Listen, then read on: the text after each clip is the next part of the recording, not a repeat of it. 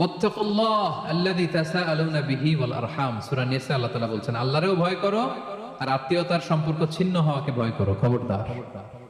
ফুফু বোন, বোনের সম্পদ এটা তো দূরের কথা, অনেকে মা বাবার সাথেই সম্পর্ক রাখে না। এরকম কপাল পোড়াও আছে না নাই? দেখবেন যে এদিকে দাগ দাগ ফালাই দিছে নামাজ পড়তে পড়তে, মায়ের খোঁজ রাখে নাই। আচ্ছা, মায়ের সাথে কিছু একটা হয়েছে, মায়ের খোঁজ না রেখে উনি দাগ ফালাই দিছে কপালে, আর মক্কায় যে জান্নাত খুঁজে, যে জান্নাত মায়ের পায়ের নিচে আল্লাহ ফেলে রাখছে। গোটা দুনিয়াটাকে 100 বার বিক্রি করলেও জান্নাতের একটা টেবিলের দাম হবে? উত্তর দেন। গোটা দুনিয়াটাকে 1000 বার বিক্রি করলে জান্নাতের একটা ইটের দাম হবে?